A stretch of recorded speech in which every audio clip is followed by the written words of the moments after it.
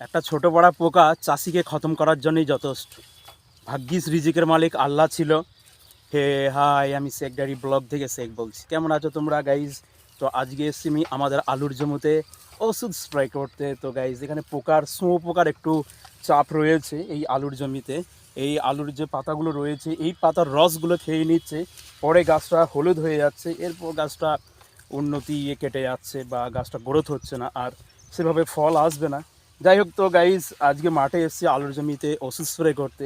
তো ভাবলাম তোমাদের সঙ্গে একটা ব্লগ শেয়ার করি, আর এই ব্লগের সঙ্গে থাকবে অবশ্যই শায়রি। তো গাইজ শায়রি কেমন লাগছে অবশ্যই আমাকে কমেন্ট বক্সে কমেন্ট করে জানাবে।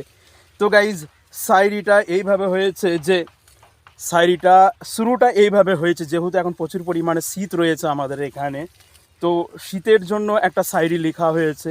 তো শায়রিটা এইভাবে শুরু হচ্ছে যে শুনলাম নাকি তোমার শহরে অনেক শীত পড়েছে, শুনলাম নাকি তোমার শহরে অনেক শীত পড়েছে, আমার উপর তোমার যে সমস্ত ভুল ধারণাগুলো আছে তার উপর আগুন লাগিয়ে নাও।